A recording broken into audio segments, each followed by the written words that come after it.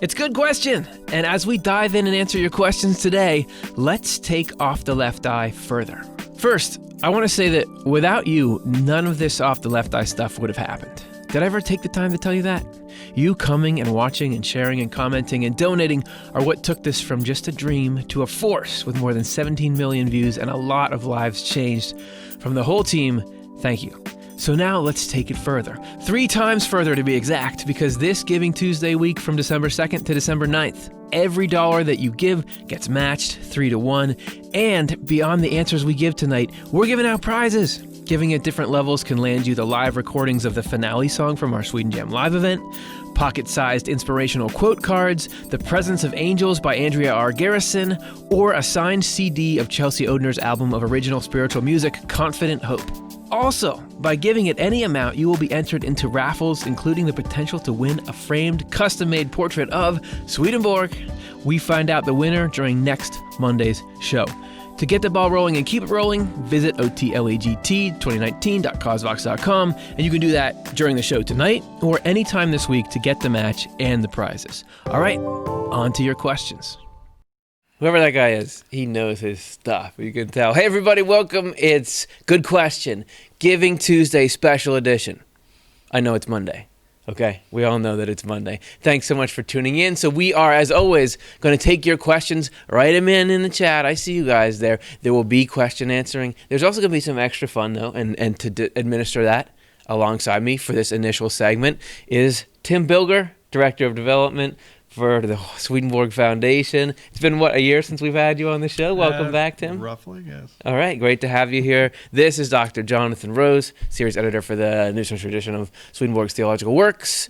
And what today kicks off is our Giving Tuesday campaign. You know we're a nonprofit, right? That if you want us to be able to do this next year, we've got to come together and support what this is. And I want to say thanks because some people have already gone to this link here, OTLEGT2019.cosvox.com, and donated. So we already have something going. I want to say thanks to Highland, to Justine, to Jeffrey, to Doris, to Annie, to Brad, to Tim and Glacy, to Gwen, Lisa, Curtis, and Christopher. Thank you guys so much for believing in us and believing that this is something that can help people and it is worth supporting. So that's the link. I said it already. You probably already noticed it first thing. Go there, make a donation. It's the end of the year. If you feel like you can, that supports us. And as you're going to see in a little bit, there's a matching program, so your donation will go a lot farther. And then we have this thing here where there's some kind of thermometer situation measuring the temperature of our campaign. Tim, what's going on with that? Yeah, so that thermometer is a gauge for our reaching our goal of $20,000. Yeah. And we're on our way already, and you'll see that rise. There you go. So we've raised over about just under $2,000 so far, and they've been matched dollar for dollar plus times 3. And we're approaching $7,500 already raised, so we're excited. For the graphically challenged like myself, the yellow is what you all contributed, and then the green, funked on the end of there, is what this generous matching fund we got gives. So that your dollars go 3 times as far. That's right. We've been blessed with a wonderful gift from an anonymous couple, a donor couple, but certainly appreciate their willingness to participate. Support us. And supporting us, if that's okay, if that's sort of cool, but it's not enough, we actually have levels of prizes that you're going to get for supporting us. If you donate just $25, what we will do for you is give you, so we did a show called Sweden Jam Live, which was in the fall, and as the final number in there is this guy here, and this is Matt. There's a number of people from our organization got together. Dr. Jonathan Rose was in there for this, what do the kids say, epic jam at the end of it. There is, unfortunately, a video of that, but it's not out on the internet. We'll give you a link to it just for a $25 donation. But then if you go up a tier, what do we get? Yeah, if you go to $50, you get a set of pocket-sized inspirational quotes. They're cards that you can use every day or whenever you feel the need to be inspired by the writings. And there's some wonderful thoughts on those cards. These are little snippets of Swedenborg's writings, which can be super potent. If just to take a dose of that, have those somewhere where you're doing your dishes or whatever, and just flip them every day and just get this little reminder, kicks you right into the right state of mind. Then up from that, We have, if you give $100, there's a book published by the Swedenborg Foundation called In the Presence of Angels by Andrea Garrison. And this is an awesome reflection on some of the ideas in Swedenborg's works. That can be yours, but that's not all. There's another level that you can go up. $250, you can receive the latest CD, signed CD, Spiritual Music by Chelsea, our very own Chelsea Odhner. Yeah. And Yes. yeah, personally signed copy. Personally signed. And if you say, you know what, I want all those things, okay, you can. For $500, you can get all of the above and know that you're making a big difference to us. Okay, so that's got to be it, right? I mean, there could never be another. That's it. I mean, okay, there's a raffle. There's a raffle. If you just enter at any of those levels, any donation you give puts you into the raffle, and there's 3 awesome things that you can win. For those, we go to camera 2. Yeah, there it is. So we have over here, thanks, that's Cara Vanna Whiting. Cara will be up here at the desk in just a moment. But that Sweden Jam Live concert I was talking about, look, we have a shirt that we made for that event, signed by everybody who's been working and performing, and you just get a connection to the crew that makes all this happen, and a personalized thank you from us to you.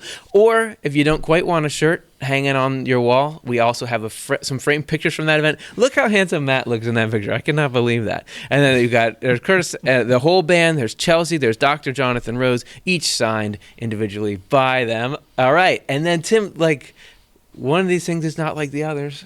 What do we got going on here? One of the things is not like the other. Here's original work of art by artist Matthew Grant. It was commissioned by one of our generous donors and gifted. It's a framed piece of work. It's a beautiful piece of work.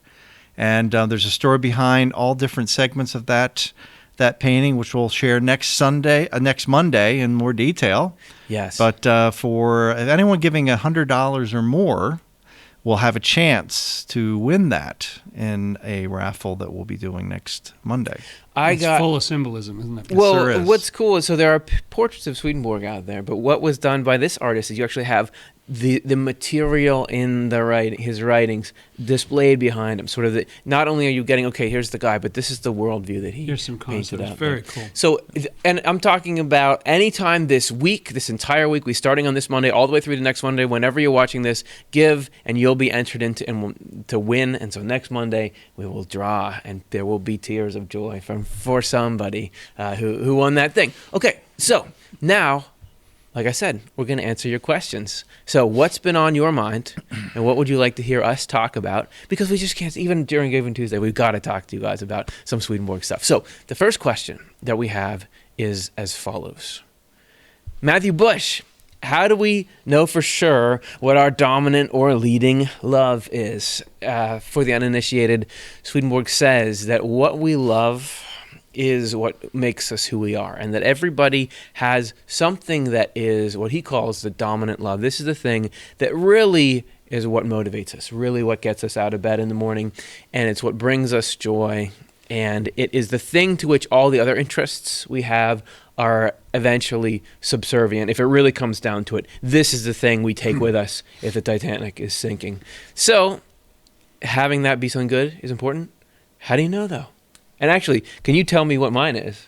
Live on the air. Yeah, right. That would be a good trick. Swedenborg says that we have all these different feelings and emotions, obviously, that we experience all the time. But he says they're like the arteries and veins in our whole circulatory system. Yeah. And they all come from some central love in ourselves.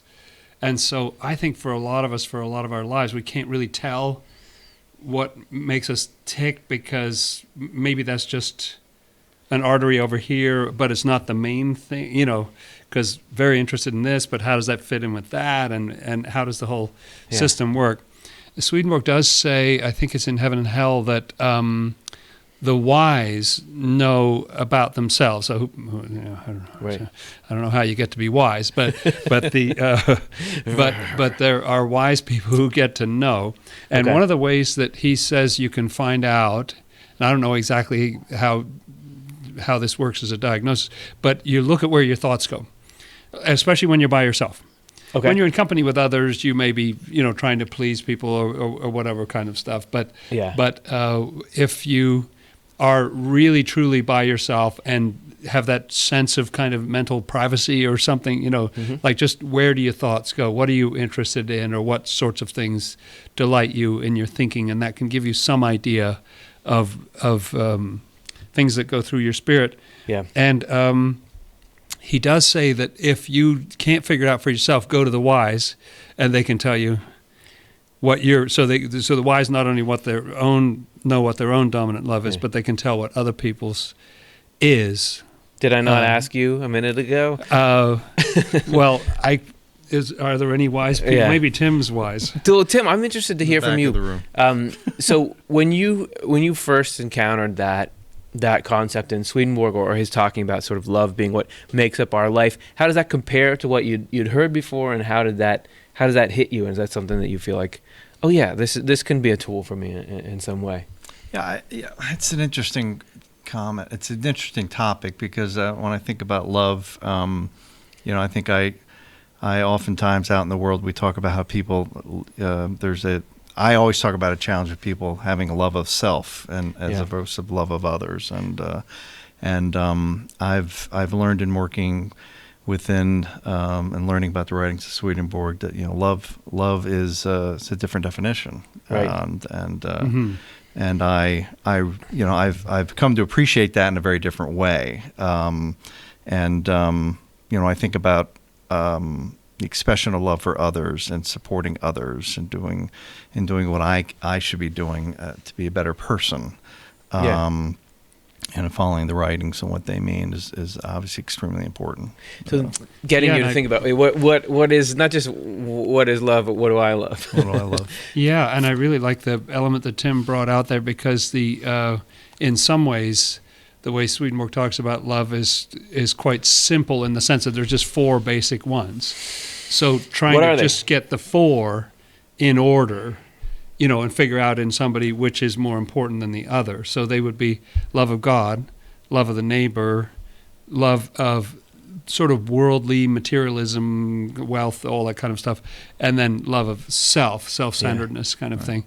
And when they're in the right order, Swedenborg says these perfect you and move your life forward. They're all good in the right order, but it's disorderly when the wrong one is dominating. And so I wonder, I'd never thought about this before, but what you said, Tim, just got me thinking that I wonder if what the wise are doing there is not so much saying, oh, you are this specific exact love, but just saying, in you, I see that this, care for the neighbor supersedes like your self-centered concerns and stuff like I see that in you, that sort of thing. Okay. So just get the 4 pieces and figure out which order they are in. Reordering. Yeah. I'll say to Matthew, a handy tool that Swedenborg describes is just notice what pumps you up.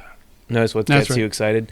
And a great example would be, let's say we had a different format for this Giving Tuesday show, and there were 4 columns where you could say, I'm going to give, or let's say 3 for now. I want to give in honor of Jonathan. I want to give in honor of Tim. I want to give in honor of Curtis. And let's say we got a bunch of donations, but there was absolutely none in the Curtis row. If I was feeling like, well, I don't care at all that we got the money, it could well be that my love of my reputation supersedes my love of usefulness with the Swedenborg Foundation. So that's a silly example, but taking it to, because it's hard, because it can all be wrapped up. Your love of material gain, your love of self can be wrapped up in trying to do useful things, which is love of the neighbor. But if something goes forward that does the other 2 without doing something for self, does it suddenly you lose steam on it? Yes. Then, okay, we've probably got a little bit of love of self, which we all very much do. Great question, Matthew Bush. And let's get to the next one. This one is from Bonnie Bowers. Did Swedenborg pray a lot, even though he always traveled to heaven? Is prayer, this is a great question, is prayer just something that you do because you can't get anything better? And, the one-way communication where you close your eyes or look up and try to imagine you're talking to God, but you don't get anything back. Once you can go travel, do you need to do that anymore? Is prayer just like, it's the best we've got, so let's do it, but we're not going to do it forever? What do you think? Do you know? Well, I think Swedenborg had really been invested in prayer, you could say, since his childhood. He talks about his evening prayers as a child. He was almost sort of holding his breath and sometimes feeling some sort of heavenly presence or something, even in his childhood, and being prepared. So I think he was somebody who had prayed a lot in the course of his life. What's interesting about his spiritual experiences, in other words, the accounts, the sometimes called memorable relations or memorable occurrences that he has in his published works, very often other people in those stories are praying. And Swedenborg is seldom praying. What he does instead is he desires. I had an overwhelming desire to know what the people of this, and that moves the action forward. It's like his desire it's like his desire and his prayer have melded into one, and he just desires things, and that's what moves the action forward. And so it made me think maybe there's prayer, and then there's a deeper kind of prayer, which is those prayers of the heart that are just the desires that you're actually receiving from a divine source that sort of pull you forward. I think he was still a major prayer, and I know there are accounts of things. There was a time when he was threatened in some way by the government. There was some nasty things going on in Swedish politics about him, and he was very distressed and fell on his knees to pray. So when he was really in extremis, as they say, then he would get on his knees and pray. And I think it was something he did all the time, but it had become so much like his breathing, I think, that desire in a way sort of took over for prayer. Yeah, and there's a ongoing place, at least obviously during the beginning of his transition. I was reading his journal of dreams, where he's kind of turning from regular person into Swedenborg as we now think of him, and he's doing a lot of I'm nothing, I can't do this, I can't make it, help me, save me, constant weeping and he's shuddering and major prayer. So he was no stranger to prayer. And I do feel like, and I could well be subtly misremembering this, but there are instances in which, let's say, there's an angel and him, and they are going to go down to some kind of dangerous spiritual neighborhood, and they, I think, pray for protection.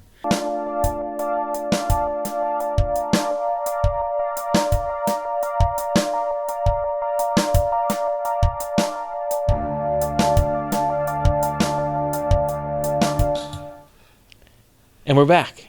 So, second time's the charm. Okay, let's just say we're done that question. Thanks, everyone. This is why we need your donations, you see? It's very hard to do the computers and the internet and make them all work together like this to deliver the messages we need to deliver. So, what we're going to do now is let you guys get a little insight into the world of the team that interacts with all of you. If you've ever commented on a YouTube video, part of what we do, part of the service we provide, is we always talk to everybody who wants to talk to us. Because from our perspective, if anyone wants to talk about the material in Swedenborg, we want to make sure that person is cared for and listened to and hopefully brought to interact further and do the next thing, because we think this stuff is life-changing, and we want to make sure nobody misses out on it because nobody was there for them. So we have a whole team of community managers that works to interact with everybody who comes along, and you're going to get to hear from a few of those now in this very video. Hey everyone, from Off the Left Eye, this is Chris Dunn. I'm the community manager, and I'm with you here from my hometown of New England. Happy Giving Tuesday. I think this is a really awesome time to celebrate some really important milestones that we've received throughout this year. The good news is our operations are growing. We're getting more and more people to help us reach out to you to support your needs and encourage you, offer you the support and the guidance that our brand's getting known for, and all for the sake of creating a society that is more loving, more wise, and more useful to each other. We talk with fans from all over the country, in fact all over the world, who are testifying to the power of Swedenborg's teachings to change their lives, to revolutionize their existence. And it's all because God loves you, and that He believes in you. And so this Giving Tuesday, help us support this mission, help us support this growing team that's trying to enable one another to be the best versions of themselves that we can be for this cause. I'm Melissa, and I just joined the Off the Left Eye team just a few weeks ago as a moderator, and I'm so grateful to be here. Off the Left Eye has been huge for me personally. I've been watching the videos for a while. It's been very profound and helpful, and I feel really honored to be part of the team. Everybody here is awesome, and I think people really want the best for everyone, and I feel lucky to be part of that and trying to help people on their spiritual journeys. I think all of us are on a spiritual journey, and I think this is a great resource. I think the community is incredible. I've really enjoyed showing different ways of thinking to people who maybe grew up with ideas that were painful for them or painful for others. I've also learned a lot from other people and how they've implemented different ideas from Swedenborg and other spiritual sources, how it's changed their lives and made them better people. And it's inspiring to be part of that community and witnessing that and learning through each other ways we want to interact with the world and other people and how to be closer with God. So one of the great things about getting to be a moderator for the Off the Left Eye channel, as well as on Facebook, I moderate the Watching and Reading Swedenborg Facebook group, is that we're getting to see the ideas and principles that Swedenborg teaches really get taken in by other people and applied to their lives. And we can see evidence of this because of how people treat each other in the comments under our videos. And so people, more often than not, you see them engaging with each other in a respectful way that really puts kindness first. And that's one of the principles that we love to live by at Off the Left Eye. So it's just the coolest thing to see our community reflecting those same principles and really bringing them to life.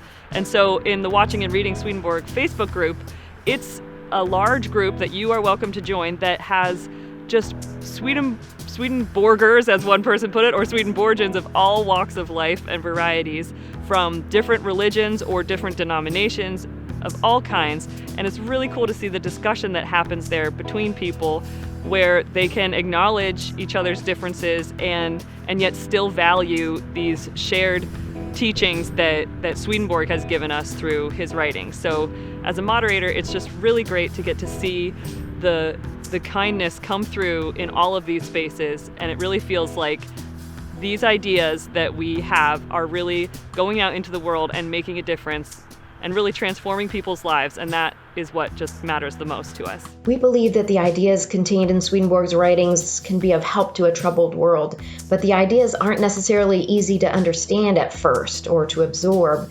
So that's why we feel like having a moderating team is a really important part of the efforts on our channel, so that we can share these ideas but then engage in discussion with you and respond to your questions and hear your stories so that together we can all learn more deeply. I'm going to read a few examples of comments that we got over the weekend that I was responding to. Put on my reading glasses here. One said, "I always learn new things on every show. To me, that is truth. And the more truth I digest, the greater is the peace I have in my mind. I am sure that is your point in doing the shows, but I wanted to say it anyway." Yes, that's totally the point in doing the shows. And I love the idea that if a source of information is something that you keep learning from every time you come back to it, that rings true, that rings of truth. And that's the case for us on the team too. So we're so glad that people in the audience are feeling that also. This one says, "So unbelievably helpful. I am going through a circumstance in my life where I am confronting a situation that involves a narcissist with a personality disorder. Swedenborg describes the world of evil spirits just as if he were discussing modern human psychology. I just never get tired of his insights or this channel's ministry in sharing his writings. I'm inspired by these videos to do what I know is right, and then study more Swedenborg. Blessings to you, a great channel." That is so important, that these wild ideas that Swedenborg presents of this whole spirit world that engages with our minds and that we interact with can really help us untangle the things that go on in our own psychologies and in our interactions with others. We've heard from many people that that's been extremely helpful in our life, so we feel like that's a really important thing to share. So we just love interacting with you as the moderating team.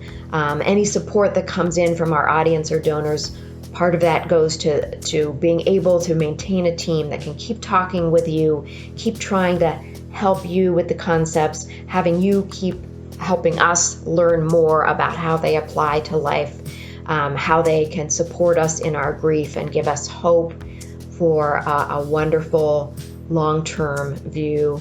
That's so important. And thank you so much. We love interacting with you every day. Hey, welcome to the second portion of our Giving Tuesday special Good Questions show. We're going to take more of your questions, but we're new people. I'm Chelsea Odhner, not Curtis, as you can tell. And I'm here with Cara Dom and Chris Dunn. And we also have Karen Childs on the line too. Hey, Karen. There she is. Hello, everybody.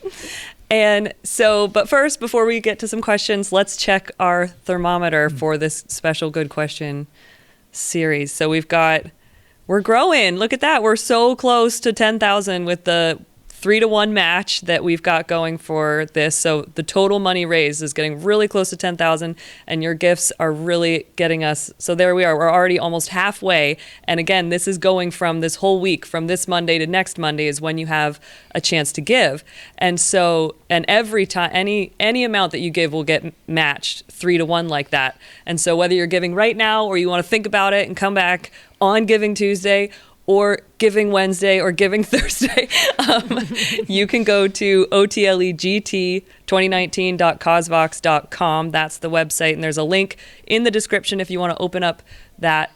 You can click it and go there from there, but it's also on the screen for you to check if you open up a new browser and want to keep looking at our adorable faces. You can do that. And so... Also, one more thing to check, because so you guys have been giving, and that's really exciting. And so I want to shout out for some of these people who have given. Anonymous, who means a lot to us. Shane, Debbie, Joy, Sharon, Dolly, Kendall, and Lisa. It's wonderful. Wow. Thank you so much. As Curtis said before, we're a nonprofit, and so everything that you give makes it so that we can just make this programming that really is going out into the world and changing people's lives, which is really wonderful. And we get to hear about how the impact that it's making through the messages that people give to us. And so we have some comments here from people who have donated already. And so here's just a few. Thank you so much, my OTLE family, for all the many blessings you have given me in the form of Swedenborg's teachings. Long may you continue with your mission. God bless all, and Merry Christmas. And another one, love you folks, have been inspiring and informing me of the truth since I found you in August 2017. Wow. So it's been with us for a while, which is so great. Let's see, one more I'll read for now. Thank you again. I cannot tell you in just a few words how much OTLE has changed my life for the better. I recently lost my mother, father, and sister to the spirit world, and the comfort I receive from Curtis Childs and his amazing team is irreplaceable. I wish I could donate more per month, but I'm on unpaid sabbatical for the past year, recovering and readjusting my soul and life. Wow. And so that's an anonymous comment to us right now, but that just, goes straight to your heart. And that's the kind of messages that we receive so much from people. And we've all been helped, when you're going through a time of grief like that, you do need to rest and recuperate and stuff. And these kinds of teachings can be that sort of support. And we're so happy that we have this opportunity and the means, the technology today to be able to make this kind of content, to be able to share these ideas with everyone, which is just really, really powerful stuff. So shall we take some questions? Yes. All right, let's see. What have we got? Okay, Zepman38 asks, must true married love be attained while on earth, or can this be purified and completed after one or both pass on? So that's obviously a reference. Married love is that term that Swedenborg talks about where he even gives that unique Latin word, conjugal love, but to really mean this bond that reflects like the divine marriage of goodness and truth together, that then men and women can be a reflection of that coming into a partnership and a relationship that lasts to eternity. So any thoughts from you guys on that? get us started? Yeah, just say briefly, I think that there's tremendous hope in what Swedenborg presents to us about love and marriage, and also even just our own spiritual growth. If we start work and we have the intention to, say, have a good partnership with someone that we love, it does not have to be perfect, but it could be basically a foundation that can continue to be worked on with the Lord and with his angels into the afterlife. So it's really just, can you find a place to start here, and both commit to that starting place? That's how, at least how I have read Swedenborg. And of course, there's lots of people that never find a partner of any kind on this side, but they still have the chance to do so on the other side. So it's completely available exclusively in the other life as well. Yes, so it's a sort of this must true married love be attained while on earth. It's like, no, there is this whole, like, it's a long game we're all on, like this eternal perspectives. Karin, do you have some thoughts you could give to this question? I agree with you all that no, it does not have to be completed in this life. It, for the most part, can't be completed in this life. It's like regeneration that starts in this life, which just for regeneration, which is spiritual rebirth and connecting with God, just to have the basics of having some form of conscience and some form of knowing that you've got to serve others outside of yourself as well as yourself, that's enough to get you started. And the whole thing that keeps you going is an openness to the process.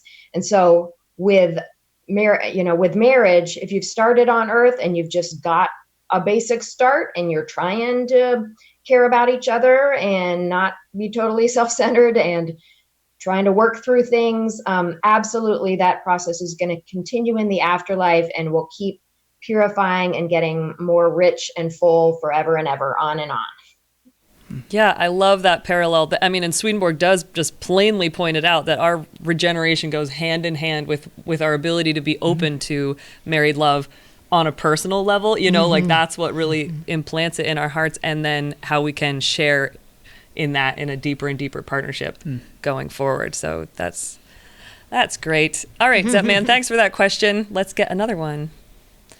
Ooh, Ezekiel. I like that name. And Ezekiel asks, can prayers be interfered with? Interesting. Another question on prayer. Well, okay, I can start off just a little bit. That just one thing that comes to mind is we did a show on the Lord's Prayer, and so I was studying, all the times that Swedenborg just directly calls out the Lord's Prayer in particular. So even though we had just had that whole conversation about what is prayer, it could be this. So, but at least in one case when he's talking about saying the Lord's Prayer, he totally describes these spirits wanting to get in the way and even just like muddy his thoughts, like get him off focus, like he can't even like making it really hard to concentrate. And even to the point where he says like this feeling of like trying to pull my hands apart, like his hands were clasped and they were so like there was some big interference going on in at least one of these occurrences that Swedenborg writes about. So that's one thing to get the ball rolling. Any thoughts? Yeah. Yeah. And along those lines, Swedenborg just talks about how any good love, anything good and true that you love is going to be threatened by the dark forces, the hells, the basement boys, the head bullies. Yes. So I could put prayer in that category of something that's good and loving and trying to accomplish something useful. So it could be messed with. Yeah. Yep. Yeah. Well said. Nice. Yeah, Karin, do you have any thoughts? I from what I understand, like it's not interference in the sense of that God can't hear you. So that's something to keep in mind, that I agree that like spirits are always trying to mess with our attempts for good action and good connection and everything. But God is right there at your core. And so it's not possible that God isn't hearing you and God isn't with you. It's just your own perception that can be messed with, and your outer self can feel disconnected and feel interfered with, and yeah, I often experience like I'm trying to get through a prayer and my thoughts keep being distracted, as Swedenborg experienced. But I like to think about the fact that God is always right there, and it's just on my end that I may not be feeling connected or not. And if I just keep trusting in that, and can even sometimes just say to the Lord, wow, I'm not feeling it right now, but I know you're there and it's okay. We'll get through this. Just that helps me keep in mind and not be too distressed when that happens in my own little awareness.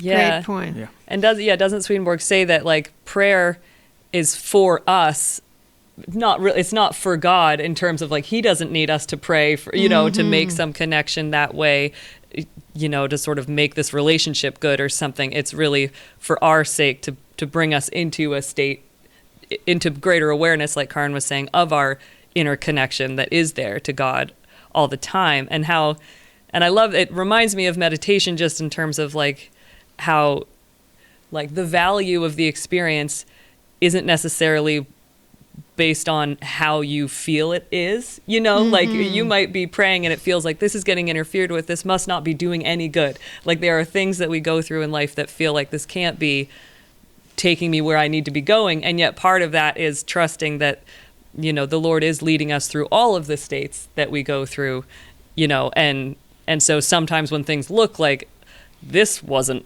a, whatever, I don't know, like a good prayer. I don't know what you would call that, like not great marks or something, or had too much interference. It's like, well, that actually, turning that over to providence of like, okay, that is just what was happening right now, Yeah, I have, one quick thought to cap it off with too. I remember when I was in the Catholic faith, there's the idea that prayers, you can have saints intercede for your prayer. Yeah. Which gave me the idea that,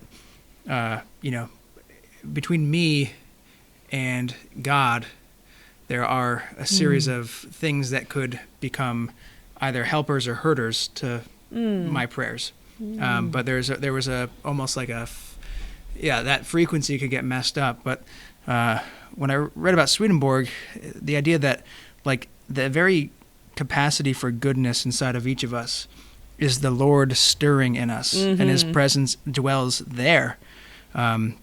It's what makes us truly human. That takes away from this like aloofness that God is somewhere else. But in reality, he is so intimately present with you. So that interference, maybe not as dramatic as I used to think it would be. It's rather, he's there with you. You don't have to worry about that. Yeah. Oh, really well said. That's great.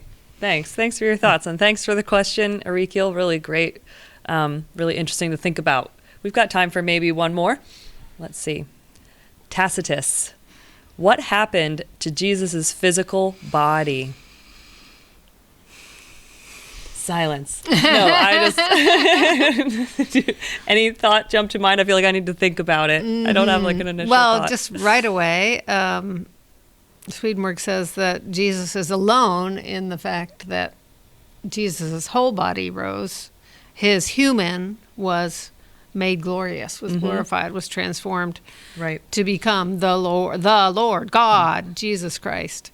But I don't know if, I couldn't describe it in terms of physics or anything like that. Let's pass it to Karin for this one. I'm sure she's got some good thoughts. Karin? I was just reading something interesting about this in Swedenborg's Journal of Spiritual Experiences. In general, from what Swedenborg learned, yes, Jesus rose with his whole body, even his physical body, and that's why he could appear after his death and resurrection, and he could still touch physical things and yet then disappear, or come through walls and yet have physical contact with them. So there was something very unique there going on compared to the rest of us who need to shed this physical layer when we cross over. And I was just reading in the journal, his Journal of Spiritual Experiences, where he's trying to explain, and I don't really understand it, but it was intriguing that with the rest of us, we are in this fallen state where our outer self, that connected with our physical bodies, has become corrupted enough that it can't interface with spiritual matter very well. I mean, they're totally connected and one's kind of within the other. But when we are focused on physical world stuff, we're kind of closing the door to our spiritual eyes and sight. And we have to, Swedenborg said he needed to remove his attention from physical and worldly things in order to have his spiritual sight open and go into that level of his awareness. And that's also, I've read like Hindu yogis, that's kind of what they learn and teach, to withdraw from the physical senses in order to open up that spiritual sight and that spiritual awareness. But with Jesus, in this description, Swedenborg was saying something different was going on, where, because, as Swedenborg said, Jesus was the perfect person, he was actually able to be going through a process where part of his purification was happening through his physical senses. So as he did not need to withdraw from his physical senses, having information and things come through his physical senses, as well as through higher parts of his mind, was actually helping to purify all of him. And so he was able to glorify all of it together. And so somehow that process was happening on all levels, including the physical. And as I say, I don't really understand it, but it's very intriguing. Yeah, that's great. And it reminds me that, like, that's one of those core theological points that Swedenborg makes about Jesus, is that it was becoming the first and the last, like this need to make all levels divine, like just the outermost, most physical part of creation, and obviously the most transcendent divine level, and unite those. And I just love, like, I can just like lay back and kind of think about that, because there's just something really comforting along the lines of what Karin was saying, of knowing our own struggles and everything that we go through with our physical bodies, but to sort of know that God like transformed all of that, like is present even in, just how things feel, and physical sensation and everything is really cool. Yeah. Any other thoughts on that? Anybody wants to share? Cool. Well, that was, what a great question. Thanks, Tacitus. It's been great to answer some of these questions, and we have another little special feature for you now. So as we mentioned, at the $250 reward level, you get a signed copy of this album that I just came out with called Confident Hope, which I'm very excited about. And so this is all original music, and I really couldn't have written the songs that are on this album if it weren't for what I've learned through Swedenborg's writings about the Bible and spiritual life, and especially the Bible, because it's like that, it can really just seem like such a dead text. And I think there's such amazing potential to bring new life or find the life that's really latent in the biblical text. And I think even in the words, just everything is really sort of powerful to contemplate. And I found this number that really inspired me, and it's on the cover of the album, that says, "May the bones of the 12 prophets send forth new life from where they lie, for they comforted the people of Jacob and delivered them with confident hope." And so these words of the prophets, and I sort of think of the prophets of the Bible, and even, prophecy just in terms of the will of the divine to communicate with us, through whatever means of revelation. And so these songs play with that ability for something that seems dead to bring forth life, like these dead, bones, buried bones in the ground, sending forth new life, like it says in that verse. And so it was a total joy to get to write this music and create it, and I'm so excited to get to share it with people now. And so by giving at the $250 level, you get a signed copy, and just for being here, you get to hear one of the tracks on the album. This song that you're going to hear is called "Makes Bears, Carries Saves," and that's from a verse in Isaiah. And all the words that you hear in this song are from the book of Isaiah. And I hope it conveys a sort of some of that life that is in the words that you might not get right away if you were just to read the text. So I hope you enjoy it. It's been great to be here. Thanks. Makes, bears, carries, and saves. Makes, bears, carries, and saves. Makes, bears, carries, and saves. Makes, bears, carries, and saves. Wash yourselves, make yourselves clean, put away your evil doings from before my eyes. Cease to do evil, learn to do good. Plead for the widow and the orphan, defend, seek justice, rescue the oppressed. For those in Zion who repent will be redeemed. I have made, I will bear, I will carry and will save. I have called you by your name. Makes, bears, carries, and saves. Makes, bears, carries, and saves. Makes, bears, carries, and saves. Makes, bears, carries, and saves. I dwell in the high and holy place, and with those in spirit who are humble and contrite. I inhabit eternity, my name is kept holy. I'll revive the spirit of the humble and the heart that contrite. Whom do you dread? Whom do you fear? So that you lie, do not remember me, nor give me a thought. A wind will carry them off, a breath will take them away. But take refuge in me, and on my mountain you will stay. Makes, bears, carries, and saves. Makes, bears, carries, and saves. Makes, bears, carries, and saves. Makes, bears, carries, and saves. Come now, let's argue it out, says the Lord. Though your sins are like scarlet, they shall be like snow. Build up, prepare the way.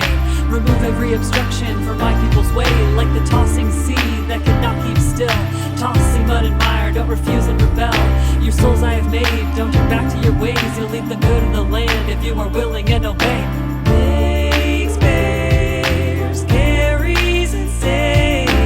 Makes, bears, carries, and saves. Makes, bears, carries, and saves. Makes, bears, carries, and saves. Peace to the far and near.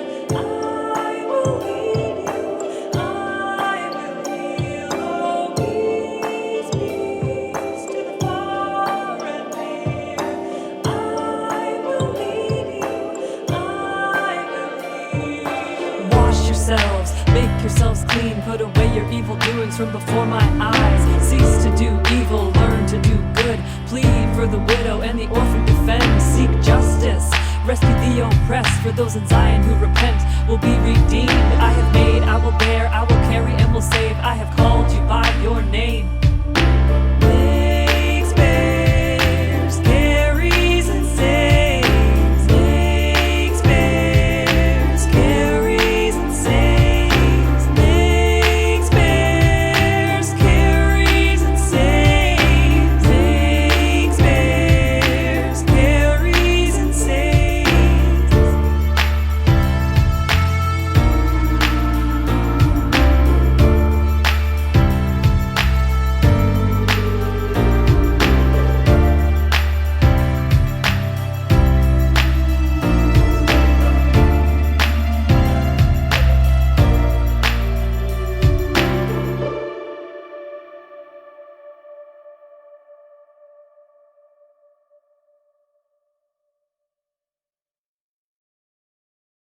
Okay, that's us. We're back. Pardon me.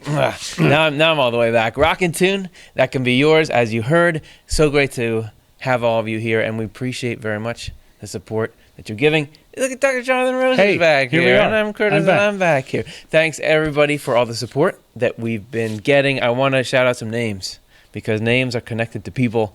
I want to say thanks to Tana, Jonathan, Todd, Gina, Jan, Mindy, and Sig. Thank you so much for everything that you've done. And we had a question come in with a donation. So we thought we were doing a question and answer show and asking for donations. We got to pay some attention to this question. The question is, was Swedenborg uncertain about whether hell is a permanent destination? What do you think? That is the $64,000 question. Yeah. What are you writing there? Yes. Well, I'll. You want to start up? Yeah. There are a lot of passages where Swedenborg is pretty definite about it. You know, you're ruling love, blah, blah, blah, and, you know, that puts you in heaven or hell, and there Can't be you changed. are. And yet there's some other passages that people have interpreted to mean that actually, well, no, it's a little more flexible than that if you get into the nuances or something. And so there's enough room in there that people have seen it in different ways. Yeah. And there's certainly a lot once you dig into the Journal of Spiritual Experiences where he's talking about the elaborate processes that even people who have very hellish lives go through, and he always talks about what it's doing in order to remove the impulses that they've implanted in themselves and get it so that they can be in some kind of society. It very much seems like there's not necessarily a static state in which there's not improvement. Right. And I've thought in a way, Swedenborg doesn't use this language, but that there's hell and then there's hell or something. Yeah. You know, and that the place of punishment, torment, it sounds like, I forget where I got this idea, but after about 100 years, I get the impression that nobody goes through punishment anymore. You figure out how not to be punished. So you're not in hell anyway. You know what I mean? And so, okay, there are aspects you can get out of. Swedenborg also says again and again that absolutely everyone is allowed to go to heaven. Right. You know, it's just some people can't breathe or can't stand it or something like that. So it's not like there's just no, you absolutely cannot get in. It's that you self-select out if you're not ready to be in that state. Yeah. So, and the subtext to all this is like, come on, eternity. God, infinite love and wisdom, love that everybody wants. The purpose of creation is to give everyone heaven. I feel like something's got to give. Something's got to happen. Right. I definitely hold on to that idea of the Lord's unceasing efforts to everybody, wherever they are in the system. He's always trying to draw them. Hey, and to what would it be like if you got a little better than you are? I'm just like freaking out because look, it was Ubismo who did that question. Oh, and we no have it way. right there. Thanks so much, Ubismo. Now, listen, a lot of people have been saying you're not getting to enough questions. Well, I don't know if anyone said that, but maybe some people were thinking it. And what if they thought it? We got to find a way to make them not think that anymore. So what we're going to do is go to wrap up the show today, the lightning round. So we're going to, not because we don't want to spend a ton of time on your questions, but simply because there's too many good questions, we are going to answer them quickly. Let's How just much say did you spend on that sound on that sound effect? That Yeah. was all the donations we got were for good. that sound effect. Now, we're going to give you a good answer, but it's going to be a quick answer. Are you ready? Okay. Okay, and I'm just going to read them off here. This is from Matt Klein. Even someone who loves truth, love, and wisdom will have earthly things to be purged in the next world. Is it painful, difficult? What is the cleansing process? It can be painful and difficult, and I think it depends on our level of resistance. Some people, Swedenborg says, actually look forward to it. They realize, oh, I just want to get rid of this junk. And for some people, it happens in their sleep. I was going to say that last one. It's sort of like a dream-like state. Okay, we did it.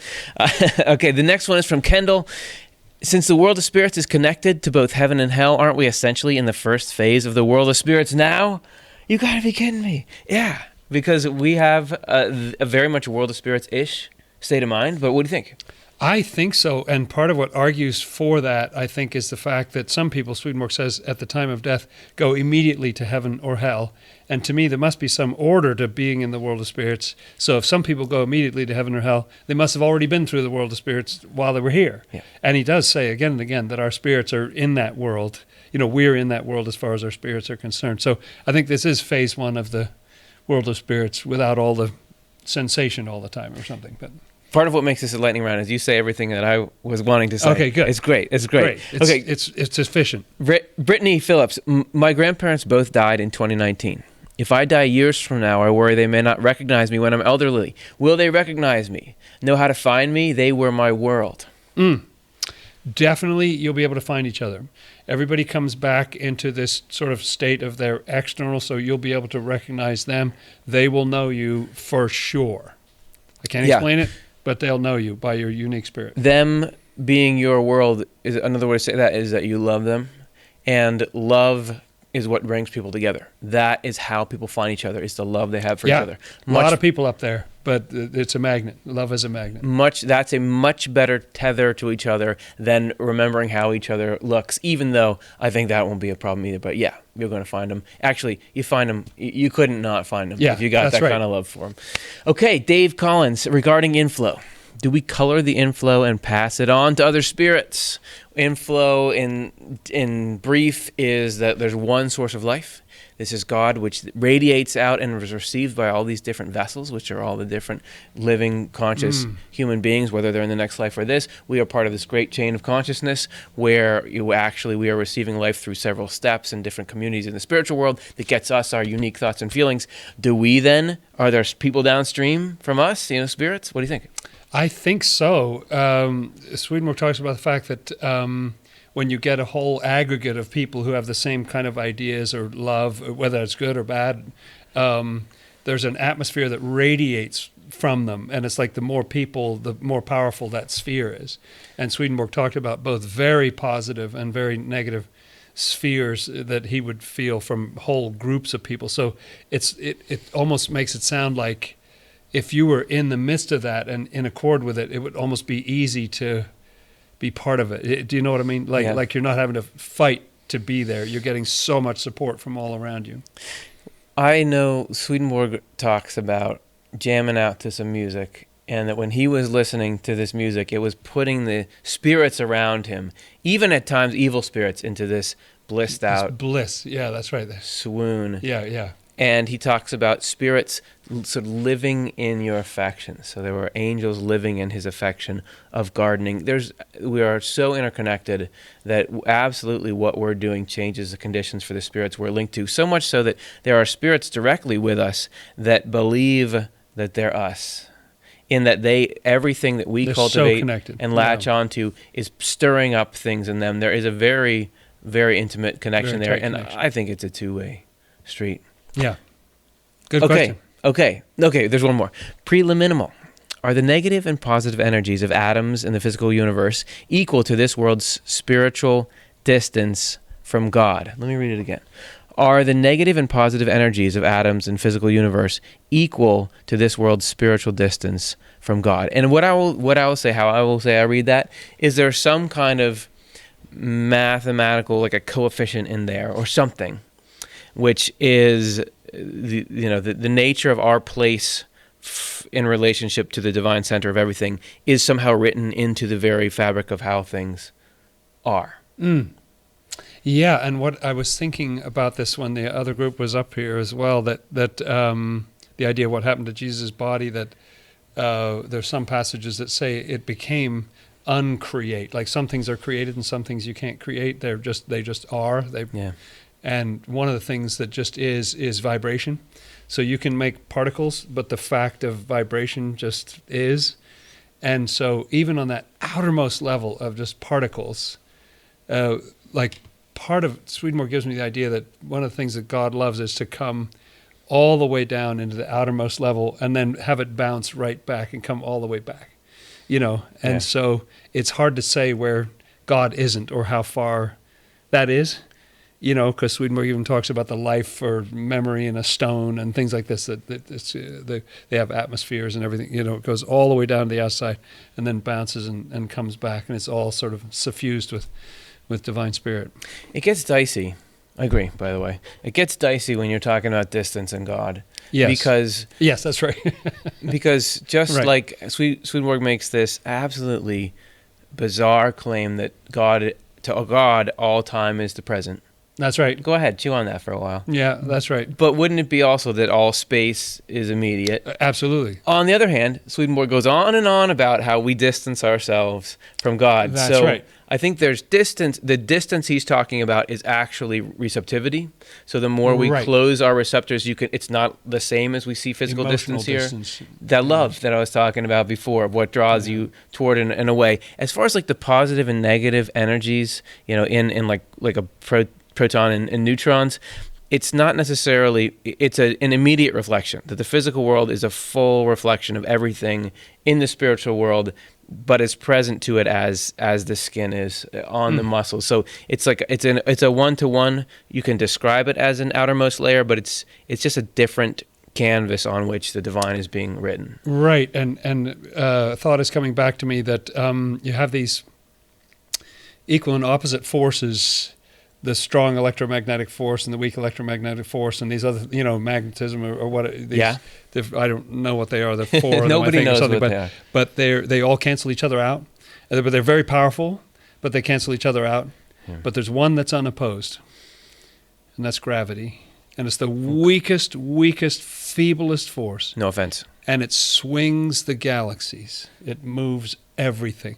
And so I think this cancel out is like humans are, all our thing. And then there's just this subtle divine sphere that's like almost nothing. And yet it determines how everything plays out. It's unopposed. There is no force that resists or opposes gravity. I don't know. That may not be true, but I think it's beautiful. Whatever. It's anything you say is true. And thank you. Hey, you all moved our galaxies today, because we want to say that we're lighthearted about it, but the idea that you would all support us financially and say that this, and you're not really supporting us, you're supporting the impact of the ideas on people. And that's right. And the support that you're giving is a vote for, you're entrusting us to make sure that we create the machine that can deliver that impact most effectively. And we love doing this with you. So thank you, everybody who has been a part of that. And as we said, this party goes for the entire rest of the week, right? You can, if you're watching this in post, go ahead, be giving. Oh, look at that. We're way up there. Okay, so we've just about 3,000 in gifts here now, which with the matching, we're creeping up on that old 12.5 thousand. Thank you so much, and this is all going to be something that we put directly and efficiently into changing people's lives. And fantastic. All that. So, hey, Barbara donated as well as Ronald. So Barbara and Ronald, thank you so much. Thank you. And Ronald left a comment. Thanks for your great videos on YouTube. You know what? I'm going to remember that. They are great, no matter what everybody else says. Just kidding. All right, so we will see you 1 week from now.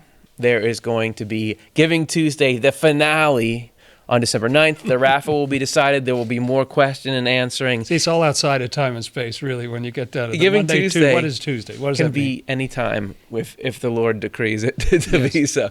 So give between now and then to help us reach our goal. And just in case you didn't see the link, here it comes. And a big thank you from all of us who have been up here and everyone working at the foundation. To all of you, we'll see you next Monday.